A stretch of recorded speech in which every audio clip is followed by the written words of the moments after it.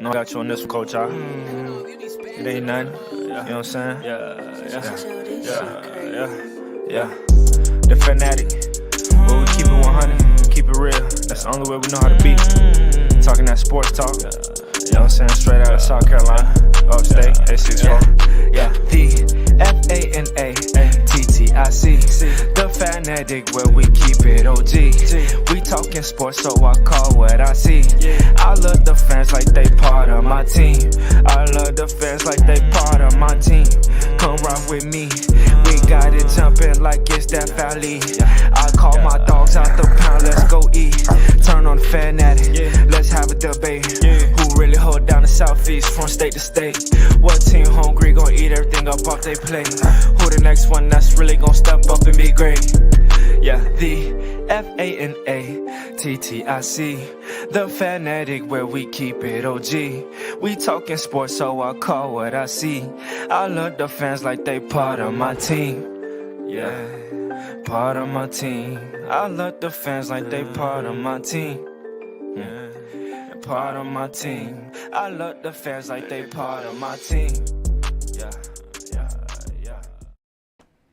Welcome into the Fanatic Sports Channel for sports fans, by sports fans. It's your man, Coach I. What's going on? All right, man, we back in here for another episode of Inside the Locker Room, presented by the Tailgate Kings.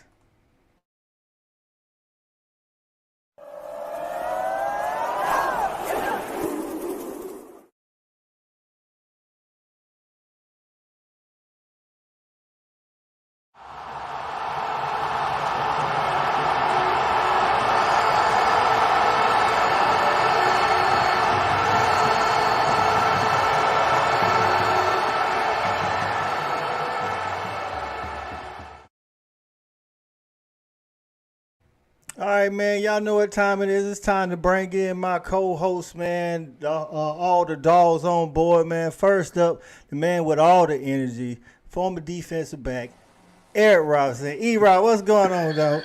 Coach, what's up, baby? Week 2, man, we here. Listen, man, last week I came with that national championship energy. I was feeling good about myself. So this week I'm on the damn injured list. I barely made it to the show. Listen to me, Coach. So I'm out there getting my Tiger hood on yesterday. 15th hole. My back. I took a swing where my back said, lay down. Lay down. You ain't young as you used to be, man. No, man. They had to come get me, man. Had to come scoop me up off the course, man. Anyway, long story short, I'm old school, baby. So it was looking bad for me to make it to the show today. But I'm old school. I went downstairs, went in my yard, grabbed some dirt, spit in it, put it on my old bat, grabbed my helmet. Put me in, Coach. I'm back. I'm ready, baby. That's right. We're going to put you in tonight, man. Next up, man, my two-sport athlete, man, former wide receiver, track star, Dad Shouted Parker. What's going on, dog? Shouted. What up? What's happening? Hey, man, E-Rob, you killing me with the intro. Hey, man, that's real. I'm telling you, man. Hey, I'm looking forward to another great show, man. And E-Rob, if you can come with these once a week, every open, I think that'll get the show pumping. With that being said, let's go. Let's get it. That's right, man. And one of the originators, man, of that TE room that's now been established, man. Him and Randy used to do their thing back in the day. Former tight end for the University of Georgia, Jevaris Johnson. What's going on, JV? Hey, what's going on, fellas? E-Rob, shouting, Coach I. It's a pleasure again, man, to be here on the set with you guys. Let's get it in. E-Rob, I love the spit game, homie. Get it in, keep it going, heal yourself up. Old school, baby. That's right, man. And one of our fellas, man, our co-host that didn't get to be a part of the first show, but he is back in full effect today. UGA fan #1, Cool Cal. What's up, Cool Cal? Yes. What's up, fellas? First off, JV, salute to you. I like the hat. Ready for war. We know are. what I'm saying? Hey, E-Rob, you doing too much, brother. You doing too much, man. Hey, if I start leaning. Sit down, relax. I know you didn't stretch. You just went out there, wanted to go stroke some ball today. Was happy, feeling good. Bruh. But man, Hey, we just gotta relax, man. But I just wanted to say, man, I'm glad to be back. I hate that I missed the first show. I'm so excited to be back, man. I went to the dentist today, man. Got my teeth shined up. Oh my I'm God, ready. look at him. Look at I'm him, ready. That's America. what's up. That's Y'all what's not up. ready ready. for that, America. Let's go. You know what That's I'm saying? right, man. Let's get it, man. Let's talk these That's dogs. right, man. And tonight, man, you Yeah. know, every week we're going to try to bring y'all another special guest to go along with the rest of the dogs, man. Today's special guest, he's a 12-year NFL vet. Dog linebacker from 1998 to 2001, drafted by the Carolina Panthers. Played in the Super Bowl 38, where they barely lost to our previous guest, Patrick Pass, in the company, but he had a career-high 16 tackles in that game. And then later on in his career, he was the Rams team MVP in 2007 with 110 tackles and 7 sacks. If you ain't know by now, you will know my man Will Witherspoon. What's going on, Now that's the Spoon? intro. What's good? What's good? Right. That's the intro. Hey, Salute, brother. all I know is E-Rob better get that tussin out, boy. Hey, boy, no, dirt that spit, baby. Put the dirty spit on there. I'm ready. No, you can put that spit on there too. You know, shake it up, more tussin. There you go. That tussin take care of everything. Hey, we in the youngest we used to be eating you out there trying to play them golf, dog. You better Tiger watch out Hood, now. baby. Tiger Hey. Hood. Get it all in when you can, E-Rob. That's when you play for a long time, but not the way you playing. Apparently, Not the You need way to I'm figure out doing what's it. wrong. Yeah. You need to figure out what you're doing right, man. I'm telling you. That's right, man. Hey. What's up, Thad? JV, Thad, what's good? Coach, What's going Coach on? and Cal. Yep. What's going good, on, brother? man? Man, good to You have know, you. you know. Hey, Hey, fellas, appreciate let me- you. Always. Appreciate let me you let y'all taking know some time something to real come in quick. here. Go ahead. Let me let y'all JV. know something. Man, Spoon was so ready for the show, man. He was on. He logged in yesterday. Let's go. E-Rob said he was ready last week. I was 24 ready. I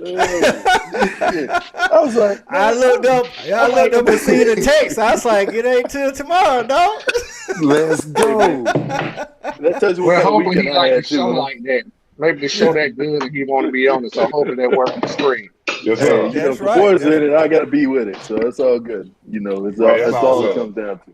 That's what's up. But right, damn, I that's was right. ready.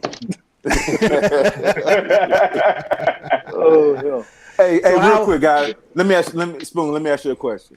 Real quick. So look, you're a defensive guy. We ain't got too many defensive guys on this call. We won the national championship, and we were led by the defense. Let me ask you. Coach, my bad, but let me ask you. How does that feel? How do you feel knowing that the defense led us to a championship after 40 years? Listen, Talk to me. I'm always one that's a believer, like, you know, defense wins championships, right? Like, no matter what happens, like, the defense's job, first and foremost, is to put the ball in the hands of the offense as many times as possible. You get two options. Change the number of possessions within the game and put them in our favor, or you got to score on defense. That's really what it comes down to. So it's either 3 and out, turnover, shorten the field, or score. You know how that goes. So knowing that this defense played that well and throughout the course of the year, I mean, it didn't matter what really was going down. The fact is they gave the offense as many opportunities as they could, and the offense capitalized when they needed to too. But defense capitalized on their own to go ahead and hold things down when necessary. So to see that whole shift happen that's what you want. I mean, from a defensive minded guy, that's what you want. You want to see the defense doing those exact things, giving the offense opportunities, taking away the field, and then when the time comes, sometimes you got to uphold your end and say, hey, we got to put points on the board because the offense ain't doing it right now. 100. Yeah, they definitely did their job last year. We had shortest yardage to go on scoring drives in the country last year, starting on an average on our 45, bro. Well, think about that, Coach. Bananas, it goes to say the same thing, though. If you got the shortest field to drive, right, you've already changed the possession. Every time you start on that plus side of 50, that's the equivalent of changing an additional possession for the game. So if you can change 3 of those a game, that's a whole game changer. Your average is 12 possessions a game, 13 possessions a game overall. So if you can steal 3 of those out of the way, that's dynamic as it can be. It's national championship is what that is. That's what you get when you do that. That's right, This is man. true. And then the special teams that I think everybody would consider a part of the defense. A lot of times, I found out yesterday that our kickoff team on 91% of our kickoffs either had a touchback or held them to the 25-yard line or less. I'm like, that's on top of having the defense that we had. That was bananas. So Field all position. right. At Great field stat. position, for real. So, on to our first segment here tonight, fellas. Tonight's segment, we're going to be talking about the SEC schedule pretty much. We really won't touch on Vandy a lot. I mean, it's Vandy and Missouri. They I ain't going to – anybody can win any given day, man. But when we talking about a breakdown, we're going to break down the team. I live in Missouri, and it's still one of those we go. That's just Yeah. folks who So grew the up out first- here that are Duke fans. Man, The first one we're going to talk about, man, we're going to talk about South Carolina and we're going to talk about Auburn, okay? South Carolina and Auburn, these are two fan bases and just in the nation, man, they'd be like, when they play, it's going to be a tough game. But to be real, it really, I don't know if it's as tough as everybody think it is. With Auburn, Kirby is 6-1 against Auburn. We're 15-5 in the last 20 against Auburn. With South Carolina, Kirby's 5-1 against them. In the last, let me tell it, I think they had a good stretch with Spurrier from 2007 to 2010. 2007 to 2015, where they won 5 out of the 9 games or whatever. But other than that, man, it's pretty much been a wash. So what y'all feeling about? Let's start with South Carolina, Spoon. What you feeling about South Carolina? Beamer Ball got it excited down there in Columbia, but we got to see it on the field too. yeah, they definitely got to get something together on that. But there's going to be some change. There's going to be a little bit. You know how it is. The SEC is always ever shifting and changing. Teams are going to try and come up and scheme against what we've got, what they know we've got returning. So it's always one of those that comes into play. And to say the least, I think this is a game we should win regardless. I'm not even going to question that. But I think there's going to be a few nuances that they're going to try and throw in there. They got to take their shot. I think every team is going to come at us this year, is going to try and push the field and stretch the field and say, hey, there weren't enough shots over top against Georgia. But the problem that they got to deal with there is you got to deal with a D-line hunting heavy at you in front of you. So can you hold up against that front and make the time to take a shot? If not, it's out the window anyway. It doesn't make that big a difference. You're going to have some teams that are going to make plays. I think South Carolina is going to get a couple here and there like normal. But overall, I think, that's a game where I think we should pull that off, 30 to 7, 30 to 12, some of that nature. We're going to get a couple points scored here, moving bodies around, letting some younger guys get some action, that kind of thing. Okay, I'm with you on that too, man. Like you say, I feel like the game should be in that region. That's a team that we just top to bottom. We're better than that team. I know that don't always work out that way, but Cool Cal, you feeling the same way, dog? Yeah, I'm definitely feeling the same way. Spoon hit on some good things with that. I think teams are going to want to try to hit us over the top. And what I will say about South Carolina is too, they've got Spencer Rattler. He's come in there, so they've got a legit quarterback that's come in now. They got a few playmakers on the outside, and I remember last year they beat us on a couple of plays. They just didn't have a guy to get them the ball. So I think that they're going to try to attack us there again, come down the field on us. But again, it's all about having time to be able to do that as well. You know what I'm saying? Our front seven, as long as Kirby's there, it's going to be stout, man. We're going to have a stout defense. We're going to interchange NFL guys every year. I think the new guys coming up, I think we got more talent, better coaching. And I feel like he does. I think we should go in, beat South Carolina down, 3-4 touchdowns, get the young guys some action. I'm the same way, man. Plus, we got a lot of experience back there in that backfield, man. JV, how you feeling about that South Carolina game, man? Man, I just echo the sentiments of everybody who said anything about South Carolina. Over the past years, man, they've been talent deficient.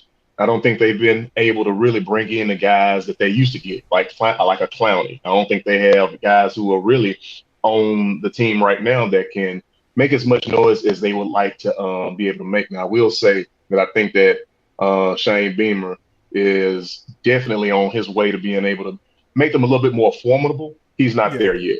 And so because of that, I mean, we'll see some of the same things we saw last year, to Cal's point.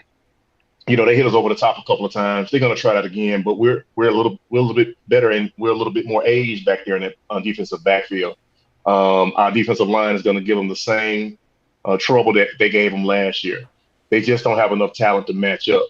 But I do like Shane being there. I like the energy he brings to that fan base, because I have heard more noise out of them this coming up in the offseason than I've heard out of them for the past 2 or 3, 4 years.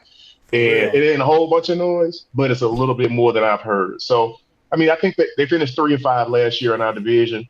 I think they're going to finish close. They won't finish last because they always got Vanderbilt. But, you know, when it comes down to the game, I don't think there's going to be a shot in there ain't going to be a shot in hell for them to beat the Dogs. Hey, I'm all with everything y'all said, man, and that's kind of the same way I feel. Honestly, I do feel the same way about Auburn. JV, you started out, man. That's your home state, man. I know you grew up watching them, and it means a little bit more when we beat them for you, which we do a lot, man. But everybody looks at the Deep South's oldest rivalry as a game that's always close, and honestly, in the last 20, it hadn't been like that. Like I say, we 15-5. How you feeling about, as you call them, slobbering? Man, listen, I just have a deep down detestment of slobbering. I just, as much as my heart can pump blood, man, I do not like that school. With that said, I did put up that they wouldn't finish last in the West last year, and they tied for last at 3-5. y'all laughed at me at the beginning of the year. Y'all was laughing at me. Listen.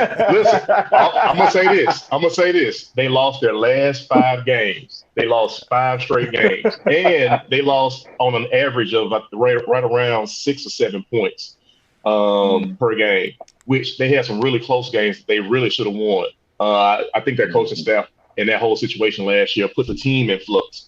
And you can see that when they're recruiting, they don't really have a base. They don't have an identity anymore.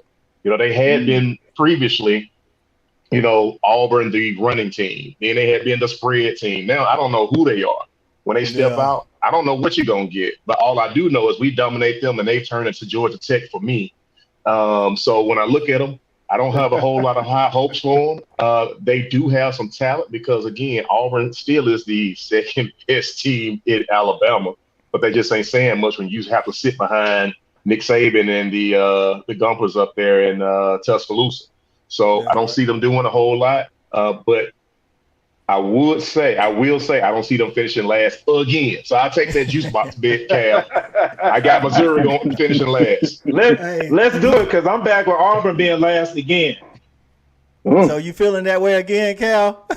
I'm feeling that way again, Coach, man. Harsley already on the hot seat.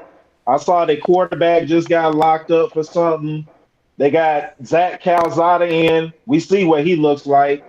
Come on, man. Auburn, they won 3 games in the SEC last year. I'm seeing maybe 2.5 games. Oh, God. Hey, I love it. If that happens, it's rough, man. I think Tank gonna get ready for the draft. I don't see it with Auburn, man. Okay, Listen, Spoon, what you saying, man? This. Same sentiment? Yeah, well, a lot of it for sure. You know, I mean, it's the only praise I give to Auburn is that my nephew went to school there and he got an education. I'll give him that. We can call it an education, but because he graduated. So, but you know, it's still Auburn, and that was because he couldn't get into Georgia. So let me just tell you how that goes, and that's good. Still love you, my nephew. But that being said, you know, any team that has that flux going, you know, the uncertainty of a head coach on the hot seat, you know, that affects recruiting, that affects the players that are standing there, that affects, you know, even if you try and put it away, it's the back of their mindset. That mental identity is still back there. And then, of course, knowing that you carry the knowledge of saying, man, we lost 5 games because we couldn't finish. That all goes, did the coaching staff tell us didn't lead us in the right direction? Is it something else that we can't do? What else is it? You know, all these things have to happen. All those have to come together for a team to really feel like they're in motion. They have to trust not only in the coaching staff, there we go, not only in the staff, but also in what their abilities are to execute and know that it's all on the table. I don't really feel that with them. I don't feel like they've got really that much depth of understanding. You know, Parsons there, okay. You know, if Cadillac's there as your running back coach, you know what he wants to do, but I don't know who's going to run the ball like that for him. You just heard the quarterback's in trouble, so now your backup's your guy, and we kind of already kind of know exactly what he's about. So what are you going to say there? Who's really going to lead the team and carry them forward? Like you say, man, a lot of uncertainty down there in Auburn, man. I mean, I like I think Cal said, I like Tank Bigsby. I think he's one of the best backs in the nation, but you can't carry the load by yourself, man. You got to have somebody to help you out.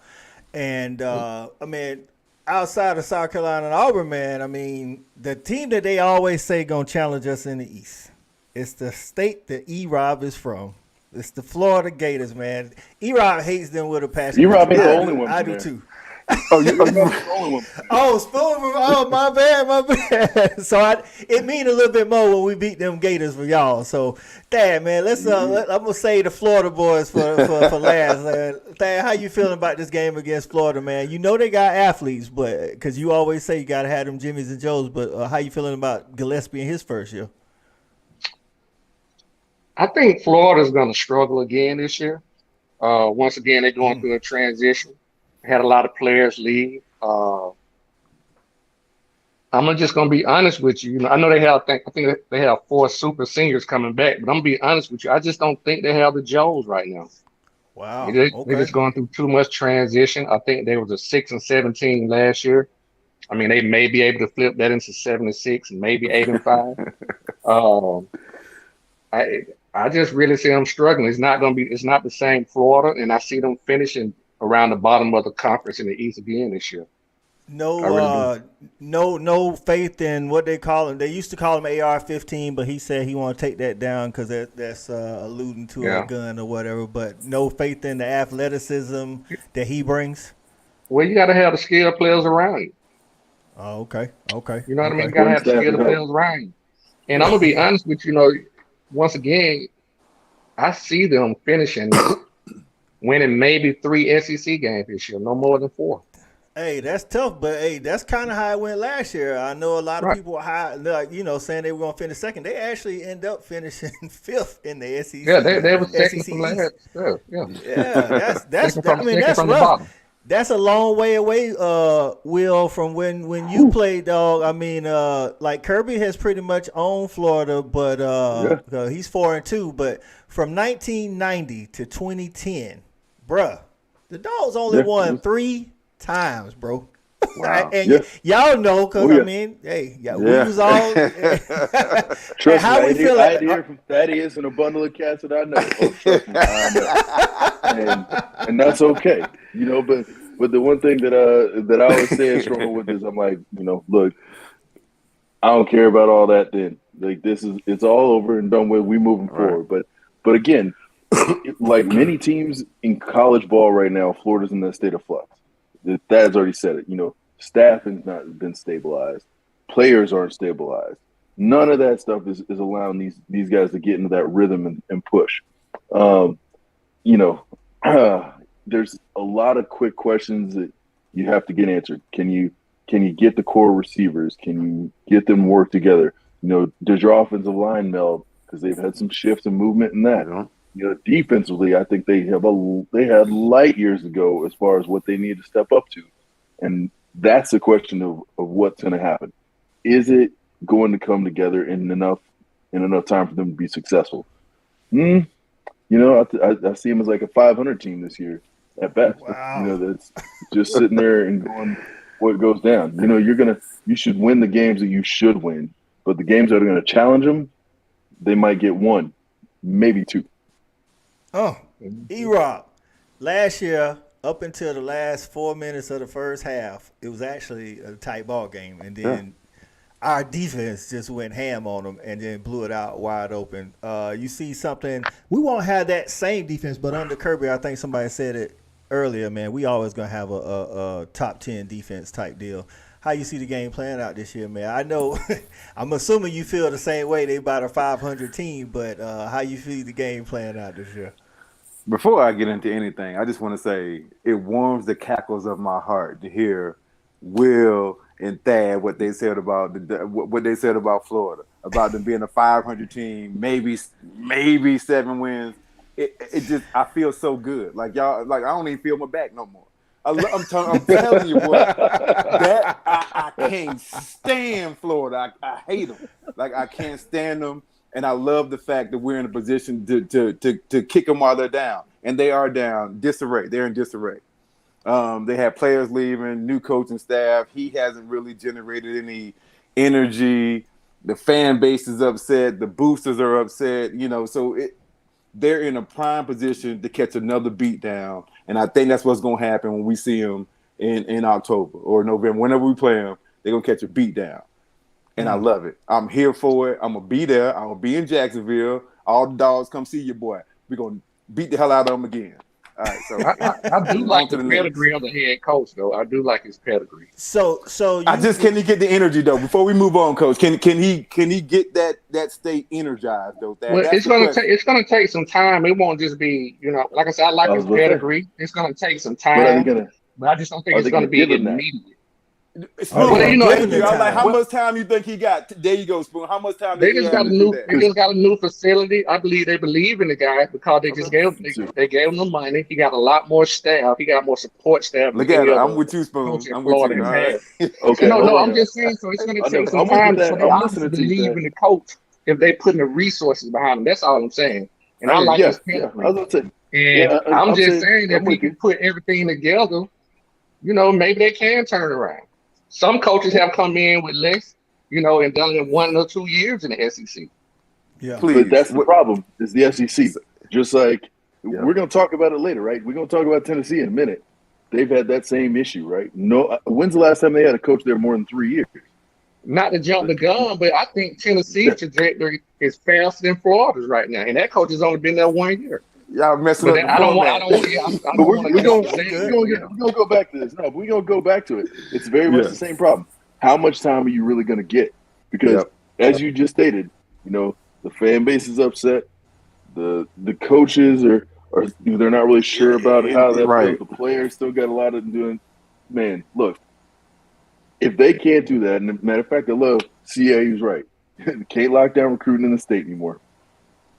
You know, that's been a big push for Kirby since he's gotten to Georgia, and as well as like being able to pull Florida athletes as well, and you know, surrounding states nearby. I think if the administration, at any time the administration and your head coaches on the same page, I'm saying if they're going to put forth the resources mean a lot.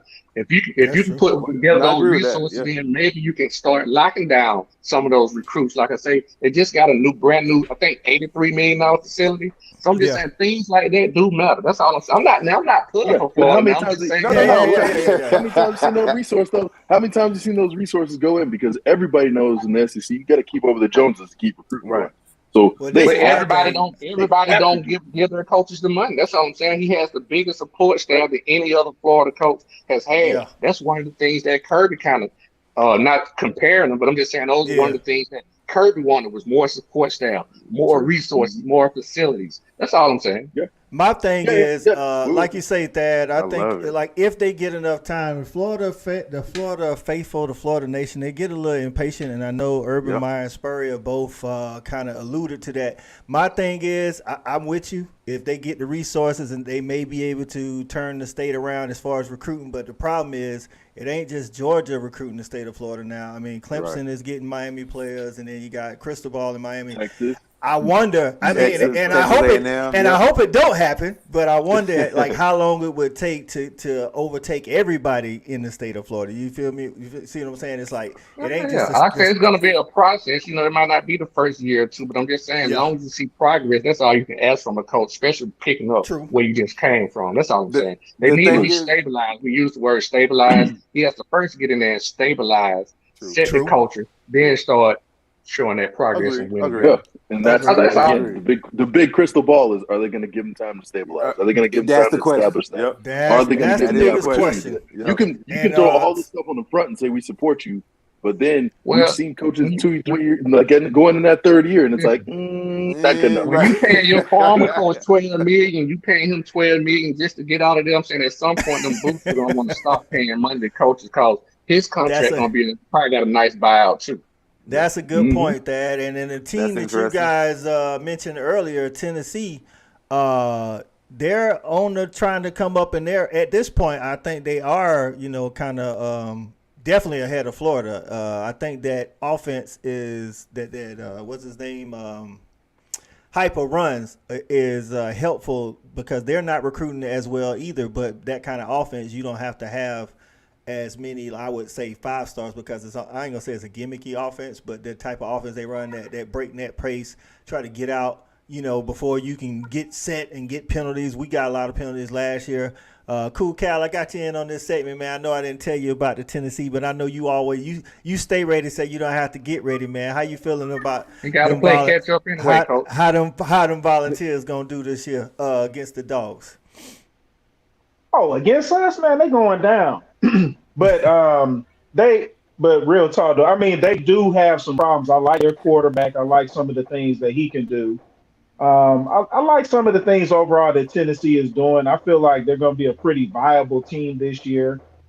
They should be competing for second in the division. I think that could be a pretty tricky game because I think that they could put up some points. They can do some different things offensively to make it difficult for us. And I think that's a game where I'm looking for offense going to need to kind of score a little bit, maybe get into the 40s because I think that they may be able to put up some points and make it a pretty competitive game. I'm with you on that, man. Tennessee and Mississippi State are those type of offenses that can put up points in a hurry. Listen, I know we got the Joes. I definitely know we got the Joes, but scheme-wise, is that playing them back-to-back at that time in the season where injuries could start taking place, is that something that we need to be on the lookout for?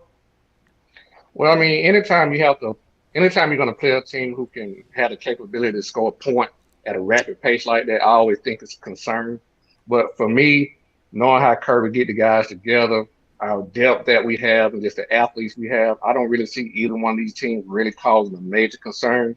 I can see it being a very close game in the beginning, but come third, fourth quarter, like most other teams, we should, drop 40, 45 to, 20 or something like that on. That's definitely kind of how that Tennessee game went last year, Spoon. I mean, they started out their first drive. They just went down the defense. The scripted plays.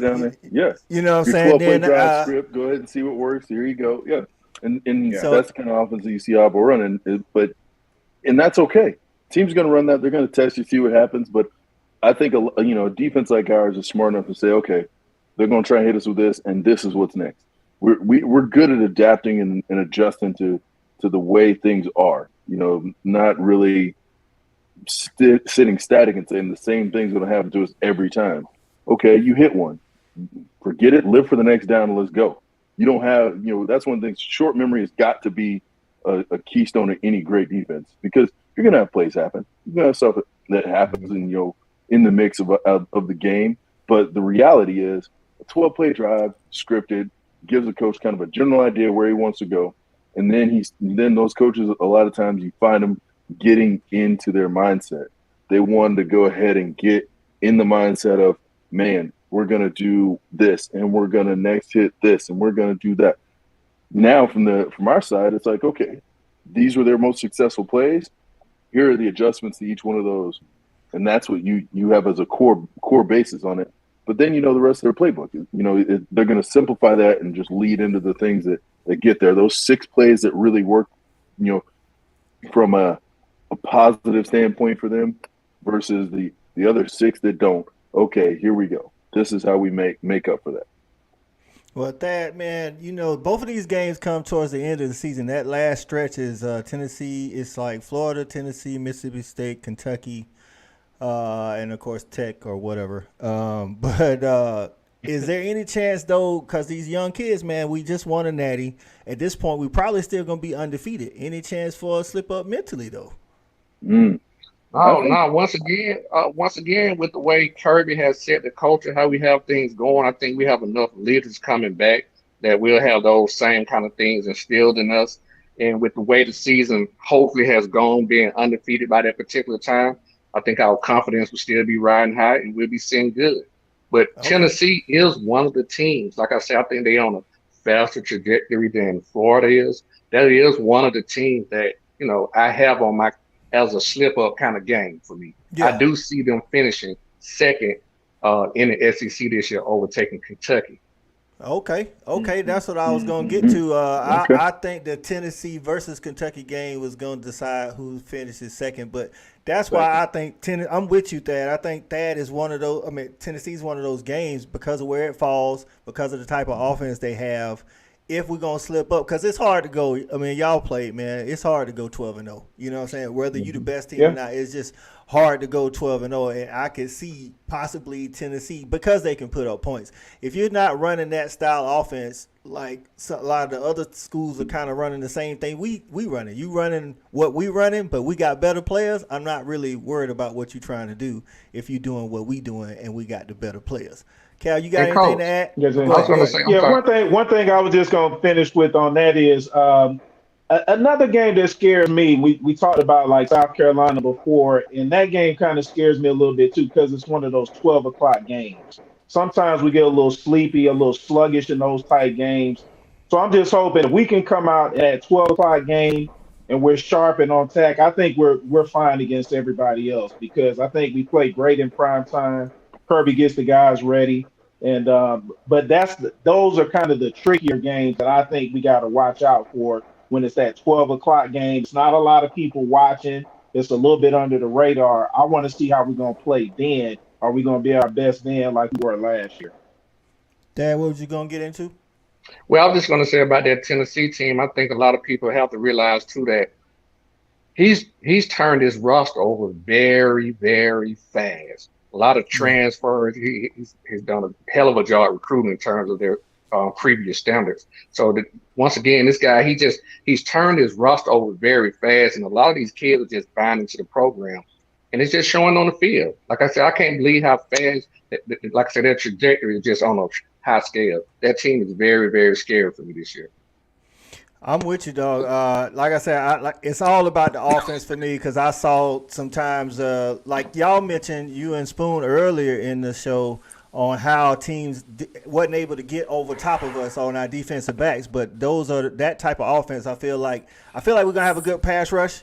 But I mean, we ain't got Jordan Davis. You know what I'm saying? We ain't got the Trevon Walker. I think we'll still have a pass rush. We've always had one, but not like we had last year. And if we giving them a lot of time. I mean, who knows? Hey, E-Rob, you played DB back there, man. You know, it's hard to cover for more than 3 seconds. I don't care who you are. You know what I'm saying? So that's just how I'm feeling about it. I don't think Tennessee's a better team than us. I don't think nobody on our regular schedule is, to be honest with you. I mean, that's just what it is. Kentucky's the other team that they always come in and try to play us tough. My thoughts is you playing our style of ball with lesser talent. So it's going to be hard for you to come in and do that. But they have won 10 games 2 out of the last 4 years, JV. So Thad's saying that Tennessee probably going to take that second spot in the East. You thinking the same or you thinking Kentucky? Really, man, it's just a toss-up. I mean, it's half a dozen in one hand and 6 in the other, man. I just really can't pinpoint which one of those teams are going to peak. But to Thad's point, it does seem like Tennessee has had a quicker trajectory because Kentucky has been building some steam for a while now, right? True. And I think last year really was one of their best chances to be able to step into the primetime spotlight and do the things that they did. They had a phenomenal season, I will say that, but they lost a lot of people on that defense too. They lost one of their most magnificent and dynamic players on defense. Can't think of his name right now, but he played outside linebacker. They still have Will Levis back there playing quarterback, but again, they lost some players on the offense at receiver and at running back. So what do they look like on the line? It's the difference between a Georgia and an Alabama is that we have depth. Alabama has depth. So whenever you lose a guy, you roll another guy back into that place who's either better, equal to, or slightly behind the guy that just left. Yeah. With these other teams, once they lose a guy who has a lot of talent out on the field, then the drop-off is a lot steeper. So if you look at what Tennessee has done, I think their offense is going to translate, right? Because their offense is built to be able just to put players and guys in space. That's what they do. They do it well. Heupel has come in what he's been able to institute, to you all's point, he's instituted a system that allows guys to just buy in. You can tell that whole team, their fan base, and their administration has bought in. They're on board. They need to be on board because they can't pay no more coaches anyway. So that's real. They can't fire no more coaches. But I think they may have a little bit of the edge over Kentucky. But it's going to be, like I said, it's going to be half a dozen in one hand and 6 in the other on which one of those guys come out of the East in second place. Cal, what you feeling between Tennessee and Kentucky, man? I know you say you know that the South Carolina game, that noon game might worry you, but any feelings on either of those guys? Because last year we beat Kentucky, I want to say 30-13. I'm gonna call it 30-6 because they scored a touchdown, at the end. I can't fault my man for trying to get some more points on the board, but no doubt. You know what I'm saying? Yeah, it looks better at the end of the season. Oh, we played them tough. We played them the toughest all year. It looked good. Mm-hmm. Again, from a talent perspective, culture, coaching, we're the gold standard besides obviously Alabama, right there, Ohio State, Clemson. We're right there, the best in the country at pretty much everything across the board, facilities, players, everything across the board. So anyone that we line up against, we should feel comfortable that we're going to win the game. I don't see anybody on the schedule that makes me nervous, or I don't think that we're going to go out there and beat fairly soundly.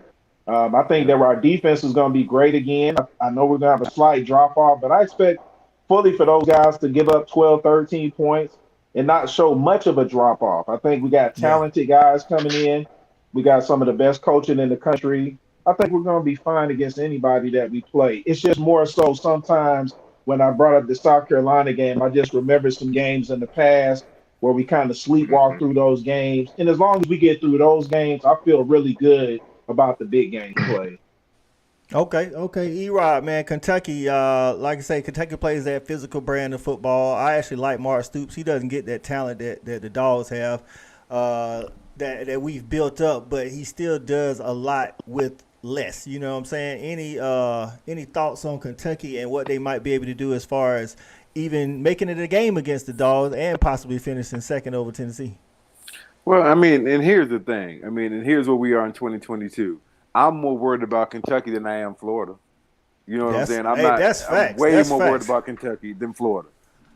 Kentucky, I'm with you, Coach. Mark Stoops is a good coach. I think he's a very good coach. He's just limited in what you can do at Kentucky. You're not going to get the great players. So you're just going to have a plateau. And I think he's reached that plateau. So it's going to be interesting. I'm hearing you guys talk about Tennessee and being able to overtake Kentucky for the number 2 spot in the SEC East. I'm interested in seeing that. I would have thought going into it, I would have went with Kentucky, but you guys have made a compelling argument for Tennessee because contrary to Florida, I do feel like the fan base is on board at Tennessee. That matters in the SEC. I understand, facilities, all that, but that matters. You get that fan base on board, show some progress. You got something going. You can generate some of that enthusiasm. So we'll see. Kentucky is a very solid team. They can beat you at any point. And you guys made a good point. It's hard to go undefeated. So somebody on our schedule, we're going to be favored in that game. If we do lose a game, it's going to be to a team that we were favored to.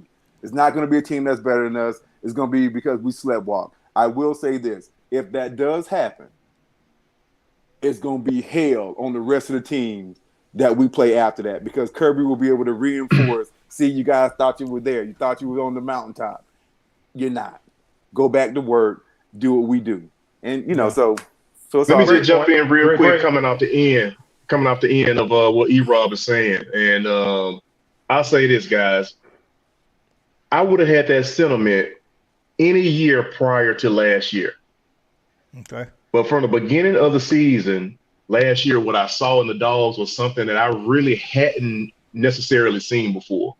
When they come off the bus, it didn't matter if they were playing in prime time and a top-tier team, or they were playing a directional school. When they got off of the bus, they came ready to play. It wasn't any warming up to be and take a 10, a 15, 20, 24-point lead after halftime.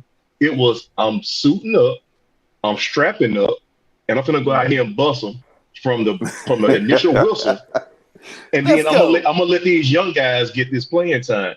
And I think that because Kirby has established that mentality, he's established that expectation, and now you got guys like that's the culture. You got guys like Nolan Smith who's come back. And not only do you have Kirby and that coaching staff, everybody's already laid out as one of the best coaching staffs in the country. But now you got these on the field dynamic players that are also coaches and they're demanders. So I demand you give me what you the best that you can give me and all that you got on the field while I line up next to you. You can't give me nothing less. I don't see us having any slips or fall offs when it comes to teams. The only thing that can beat us is a team that's beating us, because I don't think we'll beat ourselves. And you won't be playing. You got too much depth for that. Good point. Yeah. We do have a lot of depth. I'm glad you brought that up, Thad, but we don't have a lot of experience on those inside linebackers. We got Spoon on here, man, to talk about that. Talk to us, because we've had Money Rice, Roquan, Channing Tindall, all of that. So, Spoon, what we feeling about this? Hold your water now. Hold your water. Look. One thing you're gonna know, and looking at these linebackers that are up and coming, and the staff that is behind it, they're going to be prepared, and that's what it is. They only have one job, right, to execute their job. They don't have to do all 11 jobs on the field. They got to do their job, and that takes a lot of stress off a young guy. No matter how much time he's had, no matter how much how many snaps he's had on the field, how much time he's had sitting behind somebody else and watching, and all the excess that you could see, it don't matter at that point. When your time comes up, these guys have all seen a little bit of the field. They all have some general identities, and they got to watch guys play in front of them. All you're doing is stepping from one to the next. Just like we talked about the depth of these teams that Kirby's recruited, that depth is still there. And everybody talks about, well, he's inexperienced. You know what, guys? There was a time I was inexperienced. There was a time that I was asked to do something that I hadn't done yet. But guess what? I focused on doing the one job that I need to do, my job. And if you can do that, everybody else can do their job and be successful. If you try and do your job and worry about what he's doing and worry about what's happening behind you, and you try and do all this excess, that's where you have fault. That's where you have failures. Kirby, I know, preaches that. I know, as we all know, Kirby was our teammate at this point. So you got to understand exactly kind of the individual he is and the way he preaches it and the way this team is. Earlier, the conversation was talking about how this team is going to handle it coming off this national championship. I think we've already got to see enough statements from guys at the SEC in different interviews, how they've all made this statement like, hey, that was last year's squad. Like, now it's time to start next year. Like, we're already on this next season. That all happened last year. Yes, it was great. Here we go. Everything that you've seen thus far really says, yeah, that was it. That was great. But now's a new year, new season. There's new snaps on the field, new players in different positions, new names that are taking over that have to make their own statement too. Yeah.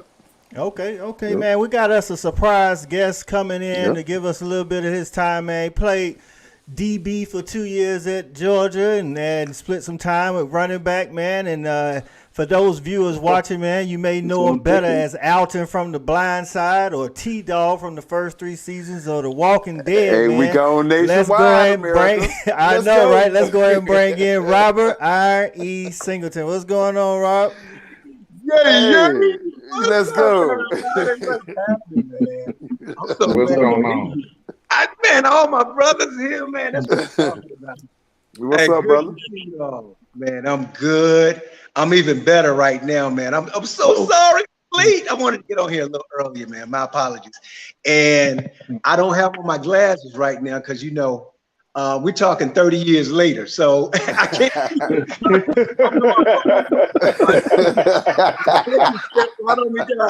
I got this little smartphone in my hand. I didn't have time. I had just finished an acting class. I finished class, and I tried to get to this interview as fast as I could. And I'm like, man, I got limited time. Let me get on this thing. So I got to hold my phone in my hand. My techie's unavailable, and my glasses are missing right now because now we're talking 47. Not 17. But I know, let me see if I can make people, I know my guy JB is here. Yes, sir. And who else we got? We got TP. TP. What's happening, boy? Yeah. Who I can't, man. I could barely make everybody out, man. Who else we got here? Yeah, Wait, E-Rob. you don't Let's get it remember me? together, man. Everybody get in close. Look at Hey, it. Look at let me stop, man. I'm having you all confused, man. Let me have you all confused, man. Y'all know Hey, hustle I'm man. wrong, y'all. I just see right now. Let me help you out. Hold on. Let me help you out. Hold on. All right. Okay. So you got Spoon. yeah. Sir. Got my man E-Rob. Yeah. What's Of happening? course, you know you got T-Peak. And we go all the way back to Perry Home. A lot of folks don't know that, man. He'll go back to his man. Oh man. To the and of course JV, man. What's up? Everybody. So who was that talking about? They were talking about Kirby said we got a squad and said we all started inexperienced, right? Yeah. Oh yeah. I started the same way, but I stayed that way because Coach kept me on the bench. So, but it's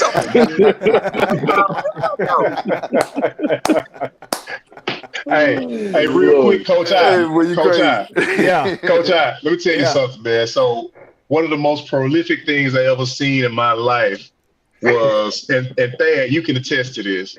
One of the most prolific things and one of the most amazing things I ever seen in my life. And you too, Spoon, you were probably there. I don't know. You might not have been there when Iron E was there. But in practice, when we had special teams practice, and Iron E Singleton had to go down and go against the Lucky Triplets who played linebacker.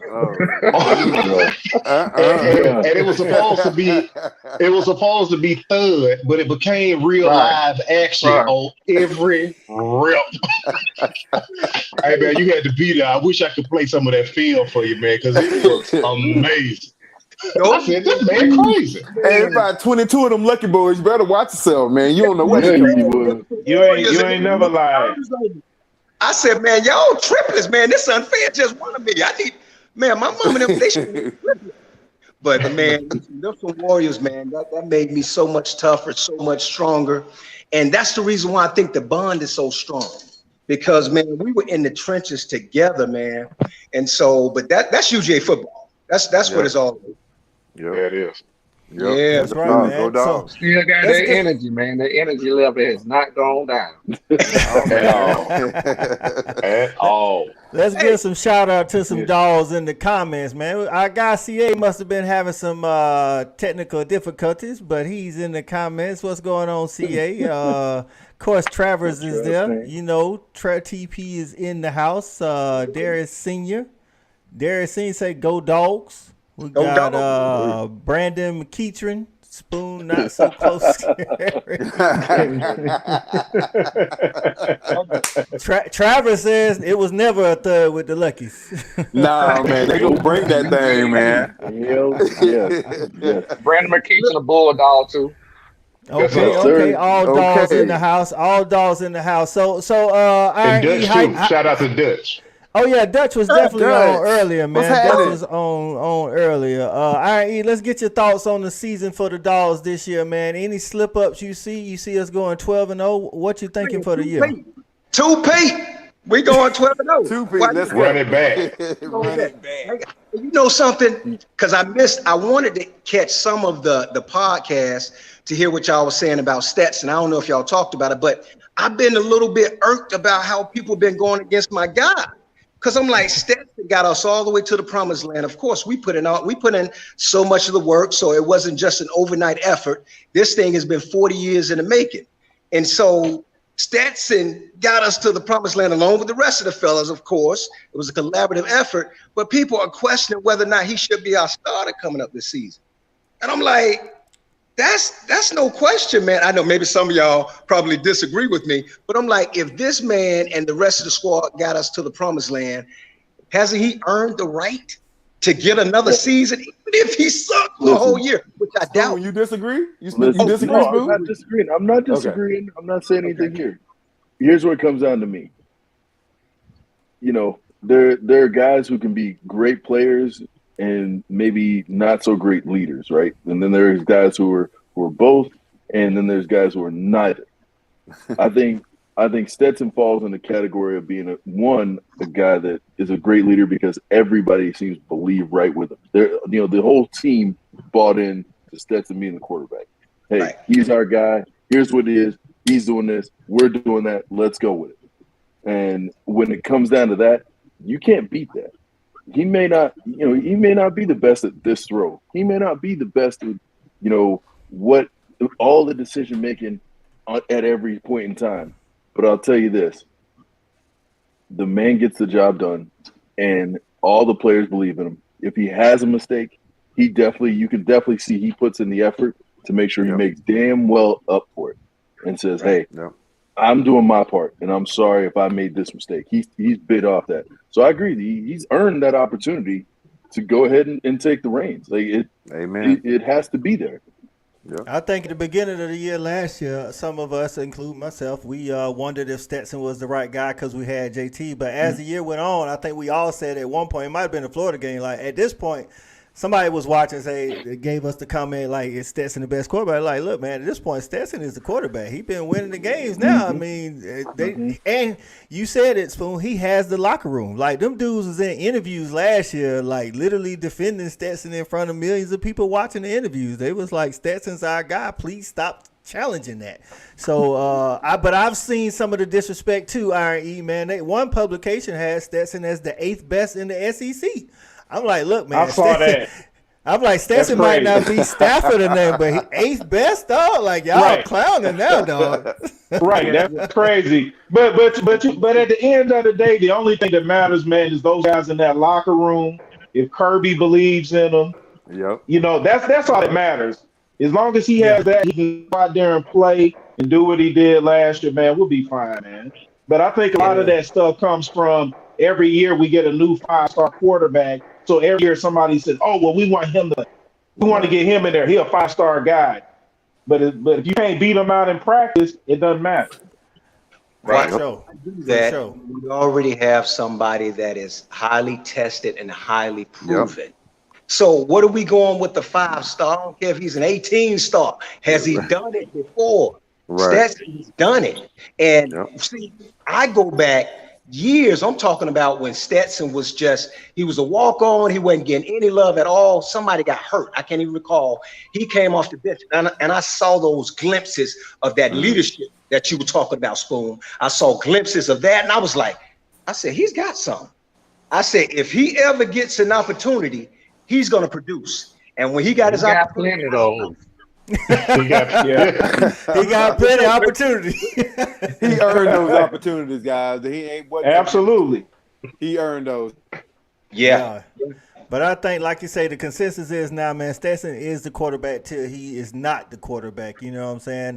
Regardless of how that happens, I'm definitely more confident in Stetson this year because, like you said, he did it. He made big throws in the fourth quarter, which is what we kind of was alluding to in the beginning of last year. Can he make the big play and not turn it over? He turned it over in the national championship, then came back and led us on a touchdown drive with some bullets. So, I mean, I'm all in on Stetson. Yeah, some dimes. Yeah, I'm all in on old Stet this year, man, until he can't do it no more. Any closing thoughts, man, before we get out of here, Spoon? I'll let you start, and then we'll work our way around.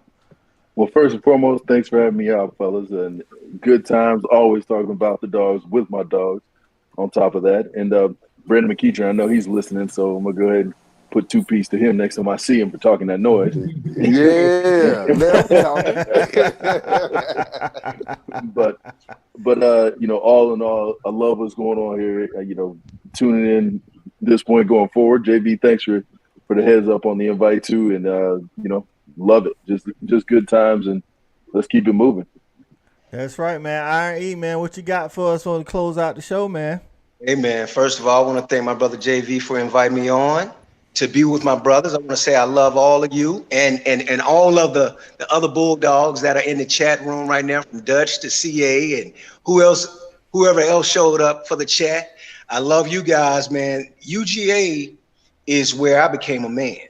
See, I thought that And Thad probably thought the same thing when we were in Perry Homes. But Thad abandoned me in Perry Homes. I think you were there for how many years? I got up out of there. My folks making a little more money. I'm out of here. I wish that was the case. Hey, Dad, what you got on it for the closing remarks, man?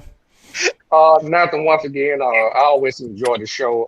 I think I saw it in the comments. Iron always sharpens iron, so it's always good to get on and hear different perspectives. No matter how much I think I know, I get a chance to hear different perspectives and learn more things about one of the sports that I love most, which is football.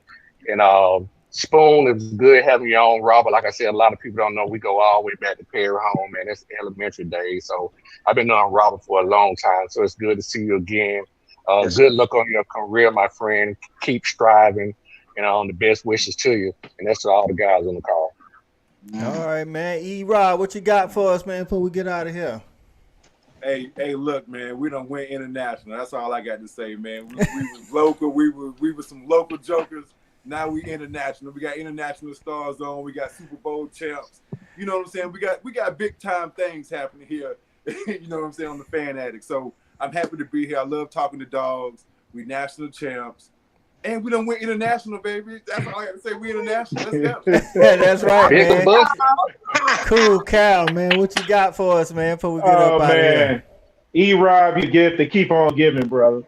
But I just wanted to say, man, just a shout out, man. Great show to everybody. Iron E, Will, man, it was great having you guys on. You know what I'm saying? Getting to know a little bit more about you. And I'm just ready for the upcoming season, man. I look forward to next week, and man, let's get on here and chopping it up, man, and having some more time.